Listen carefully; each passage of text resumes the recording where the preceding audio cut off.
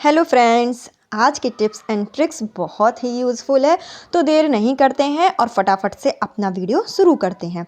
तो आज का मेरा जो सबसे पहला टिप है वो है इस तरीके की सीसी को लेकर। आपने देखा होगा जब भी हम बच्चों की या बड़ों की जो दवाइयाँ लेकर आते हैं सिरप, तो ये जो सीसी होती है ना, ये क्या होती है, छोटी सी होती है, तो हम इसको ज़्यादा यूज़ में नहीं लेते हैं और हम इसको हटा देते हैं। लेकिन आज मैं आपको इसका एक बहुत ही अच्छा सा यूज़ बताने वाली हूँ, तो इसको आप लोग भूल से भी फेंकिए नहीं। हमें करना क्या है, इसको अच्छे से वॉश करने के बाद ऊपर से इस तरीके से कट कर लेना है। आप इसको 2 पार्ट्स में डिवाइड कर दीजिए, जैसे आप देख रहे हैं ना, इसी तरीके से आपको इसको डिवाइड कर देना है। और ये मेरे पास जो सिरप रखा हुआ था ना, वो एक्सपायर हो चुका था, तो इसलिए मैंने उसको हटा दिया है और उसका जो बॉटल है ना, उसका मैं यूज़ लेती हूँ बहुत ही अच्छे काम में। तो हमें करना क्या है, जब भी हमारे यहाँ कोई भी पैकेट आता है, चाहे फिर वो डिटर्जेंट का हो गया हो या नमक वगैरह कोई भी पैकेट हो, तो क्या होता है कि हमारे पास जब डिब्बी ना हो या फिर हम इतनी ज़्यादा डिब्बी कैसे बनाएं, तो होता क्या है कि हम क्या करते हैं, इसको ऐसे ही फाड़ कर ना रख देते हैं, जिससे कि जो हमारा डिटर्जेंट होता है वो ख़राब हो जाता है और काफ़ी मात्रा में ये जो है वो जब हम डालते हैं वॉशिंग मशीन वगैरह में, तो ज़्यादा गिर कर आ जाता है। तो इसके लिए हमें करना क्या है, जो मैंने सीसी के जो ऐसे कटिंग की है ना, तो इस तरीके से आप भी कोई भी सीसी ले लीजिए जो भी आपके पास यूज़ में हो, और इस तरीके से हमें उसकी कटिंग करने के बाद आपको पैकेट में ऐसे फंसा देना है। जब आप रबर बैंड की हेल्प से फंसाएंगे ना, तो बहुत अच्छे से ये टाइट से बंध जाता है। अगर आप चाहें तो इसको टेप या फेविक्विक से भी अच्छे से चिपका सकते हैं, लेकिन आप रबर बैंड का यूज़ कीजिए, क्योंकि वो ईज़िली सबके घर में मिल जाती है। तो इस तरीके से हमें बांध लेना है। और देखिए, मैं आपको बताती हूँ कि हमारा जो डिटर्जेंट है बहुत अच्छे से निकल भी जाता है और कहीं से भी फैलता नहीं है। उतना ही निकलता है जितनी हमें इसकी ज़रूरत होती है। तो बहुत ही अच्छी सी टिप है। और ये जो छोटी छोटी डिब्बियाँ हैं ना, इनको आप फेंके नहीं, इस काम में इसका यूज़ लीजिए, क्योंकि ज़्यादा डिब्बे रखें ऐसा तो हमारे पास पॉसिबल नहीं है ना। तो इस तरीके से हम छोटी छोटी टिप को फॉलो करके बहुत सा काम जो है आसान बना सकते हैं। और छोटी सीसी की जगह आप कोई बड़ी सीसी भी ले सकते हैं, जो भी आपके पास हो इस टाइप की बॉटल ना, आप उसको इसमें यूज़ में ला सकते हैं। तो इससे हमारे सामान की तो बचत होती है, साथ ही साथ हमारा टाइम भी वेस्ट नहीं होता है।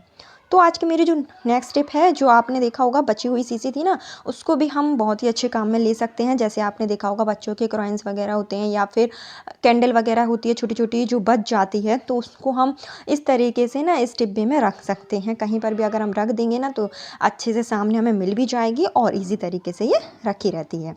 और आज की मेरी जो नेक्स्ट टिप है, वो है इस तरीके के पैकेट को लेकर, जिसमें नमकीन बिस्किट वगैरह आते हैं। तो ये जो पैकेट होते हैं जिपलॉक बैग होते हैं, और इनमें क्या होता है, बहुत ही अच्छी क्वालिटी होती है। अंदर से आप देखेंगे ना, तो इसमें बहुत ही अच्छा सा मटेरियल यूज़ होता है, जिससे कि हम इसको बहुत से काम में यूज़ कर सकते हैं।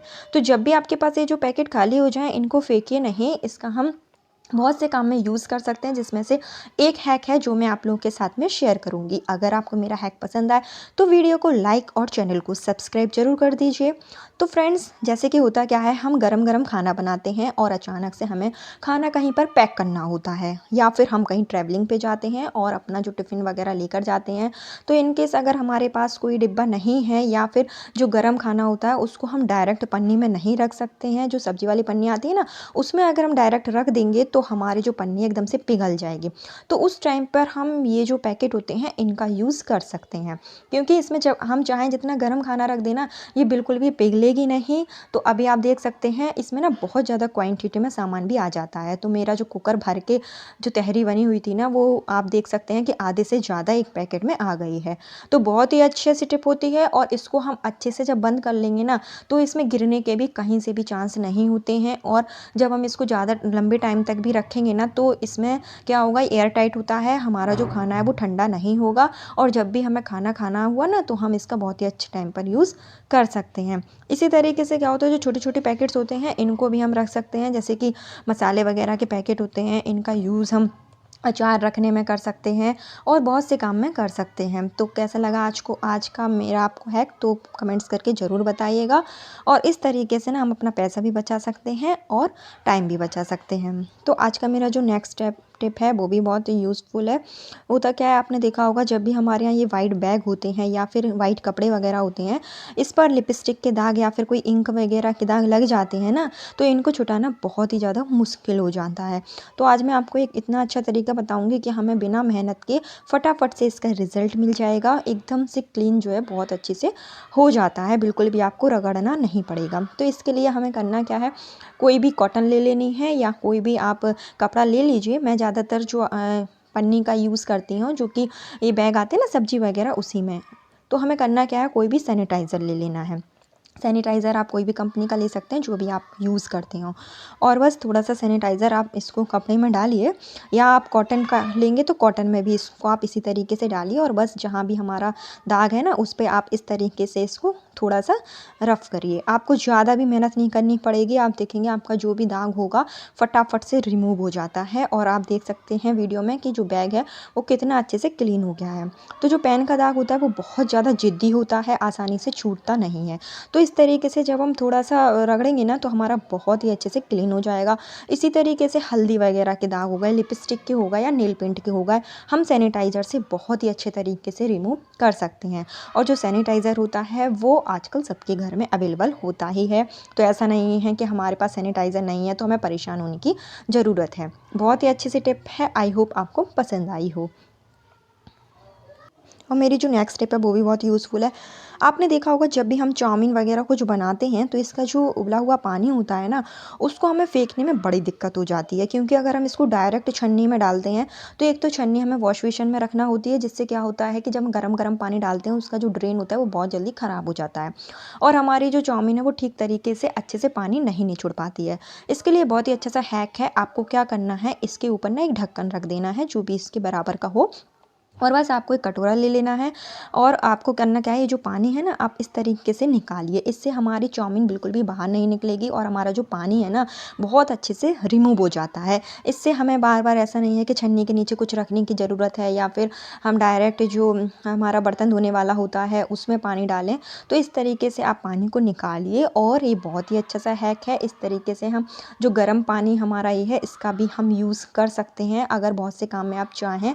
उसके बाद आप देख सकते हैं जो चाउमीन है ना हमारी, उसमें से पानी जो है वो अच्छी तरीके से रिमूव हो गया है।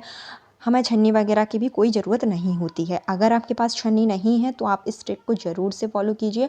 और उसके बाद आप क्या कीजिए, जो भी हमारी चाउमीन थी ना वो आप किसी थाली वगैरह में या जो छन्नी है उसमें भी आप डाल सकते हैं। आप देखेंगे इसका जो पानी है बहुत ही अच्छे से रिमूव हो जाता है, बिल्कुल भी इसमें पानी नहीं रहता है, और जो हमारी चाउमीन है ना वो एक एक रहती है। तो आप इसको ज़रूर से ट्राई करके देखिएगा। और हाँ, जब भी आप गर्म पानी निकालें तो उसके आप इसमें ठंडा पानी ज़रूर से अप्लाई कर दें, जिससे कि हमारी जो चाउमीन है, नूडल्स है, वो बिल्कुल भी आपस में चिपकेगी नहीं, और जब बनते टाइम पर ना बहुत ही टेस्टी बनती है। तो ये छोटी छोटी टिप्स होती हैं जिसको हम किचन में फॉलो करके ना अपने बर्तन भी बचा सकते हैं, और आप काम करने का जो तरीका है वो बहुत ही आसान हो जाता है। तो फ्रेंड्स चलिए चलते हैं नेक्स्ट टिप की तरफ। तो मेरी जो नेक्स्ट टिप है वो कपड़ों को लेकर है। आपने देखा होगा जब भी हम वॉशिंग मशीन में कपड़े धोते हैं, खास करके कॉटन के, तो आपने देखा होगा इसमें ना धोने के बाद में इतनी ज़्यादा सिकुड़न पड़ जाती है, इतनी ज़्यादा रिंकल्स आ जाती हैं, जिसको हम धूप में सिखाते हैं ना तो उसके बाद आपने देखा होगा कि बहुत ही कपड़े जो हैं वो एकदम से सिकुड़ जाते हैं, जिसको हम बिना प्रेस किए हुए बिल्कुल भी नहीं पहन पाते हैं। तो आज मैं आपको एक बहुत ही अच्छे से टिप बताऊँगी जिसको यूज़ करने के बाद आपको प्रेस करने की बिल्कुल भी ज़रूरत नहीं पड़ेगी। अगर पड़ेगी भी तो बिल्कुल लाइटली आपको प्रेस करना होगी। उसके लिए आपको करना क्या है कि मैंने अभी ना कपड़े इसमें लगा दिए हैं।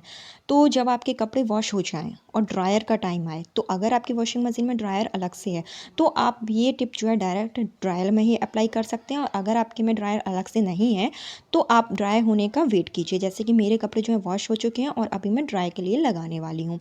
उससे पहले हमें क्या करना है, एक टिप जो है वो फॉलो करना है। तो बहुत ही अच्छी सी टिप है। उस हमें क्या करना है, ड्रायर में ही थोड़ा सा ना बर्फ़ जो है वो लगा देनी है। तो जब हम कपड़ों में थोड़े से बर्फ़ के टुकड़े डाल देते हैं तो जो ड्रायर होंगे कपड़े उसमें एक स्टीम बन जाएगी, जिससे कि हमारे कपड़ों में जो भी रिंकल्स आती थी, सिकुड़न आती थी, वो बिल्कुल एकदम से ख़त्म हो जाएगी। क्योंकि इसमें स्टीम इतनी अच्छे से बन जाती है ना कि हमारे कपड़े एकदम से फ्रेश होकर निकलते हैं। तो अभी मैंने बर्फ़ को डालने के बाद वॉशिंग मशीन का ड्रायर जो है ऑन कर दिया है और आप देखेंगे कि हमारे जो कपड़े हैं ना वे बहुत ही अच्छे से हो जाएंगे। और दूसरी टिप ये है कि जब भी आपके कपड़े धुल जाएं तो आप इसको ना डालते समय अच्छे से फटकार ज़रूर लीजिए, जिससे कि थोड़े बहुत अगर रिंकल्स रह भी जाते हैं ना तो वो भी नहीं रहेंगे। उसके बाद आप अपने कपड़ों को अच्छे से तह लगा कर रख लीजिए, आपकी जो प्रेस करने की झंझट थी ना रोज़ रोज़ की ख़त्म हो जाएगी। तो बहुत ही अच्छी टिप है, आप लोग जब खुद उसको ट्राई करेंगे ना तो आपको सच में बहुत ज़्यादा बेनिफिट्स मिलेगा। आई होप आपको आज की मेरी सारी टिप्स पसंद आई हो। और आज की मेरी जो नेक्स्ट टिप है वो है लहसुन को लेकर। आपने देखा होगा जब भी हम लहसुन छीलते हैं तो हमारे जो हाथ होते हैं ना बहुत ही ज़्यादा ख़राब हो जाते हैं। तो आज मैं आपको एक बहुत ही अच्छी सी टिप बताऊँगी लहसुन छीलने की। हमें करना क्या है, बीच में से हमें पहले लहसुन को इस तरीके से कट कर लेना है। और अभी जो मेरा लहसुन है ना वो थोड़े से छोटे साइज का है, तो जब आप बड़े साइज का अगर लहसुन लेंगे ना तो आपको बिल्कुल भी इसमें कुछ करने की ज़रूरत नहीं पड़ेगी। बस आपको एक बेलन ले लेना है और आपको इस तरीके से थोड़ा सा लहसुन को पीसना है। आप कूटेंगे ना इसको अच्छे से, इसकी पिटाई कर दीजिए। उसके बाद आप देखेंगे आपका जो लहसुन है वो अच्छे तरीके से छिल जाएगा। हमें बिल्कुल भी मेहनत करने की ज़रूरत नहीं पड़ती है। लहसुन का छिलका अलग और लहसुन अलग एकदम से होकर आ जाता है। तो ये बहुत अच्छी टिप होती है और जो लोग लहसुन छीलने को लेकर परेशान होते थे उनके लिए एक बहुत ही यूज़फुल सी टिप है। और आप देख सकते हैं कि कितना सारा लहसुन जो है जो हम घंटों में करते थे वो मिनटों में हो गया है। तो ये जो टिप होती है ना वो बहुत ही यूज़फुल सी किचन टिप है और आपको इसको एक बार से ज़रूर ट्राई करके देखना चाहिए। और अगर आपको मेरी टिप पसंद आए तो वीडियो को लाइक ज़रूर कर दीजिएगा, प्यारा सा कमेंट्स ज़रूर कर दीजिएगा। और बस हमारा लहसुन फटाफट से जो है वो छिल गया है। तो इस तरीके से आप जितना चाहें उतना लहसुन जो है फटाफट से छील सकते हैं। तो आज को मेरी टिप्स कैसी लगी, कौन सी टिप आपको मेरी सबसे अच्छी लगी वो भी कमेंट्स करके ज़रूर बताइएगा। तो चलिए टिप्स अभी इधर ही पर ख़त्म होती है, कल फिर मिलेंगे नए टिप्स एंड ट्रिक के साथ। जब तक के लिए बाय बाय।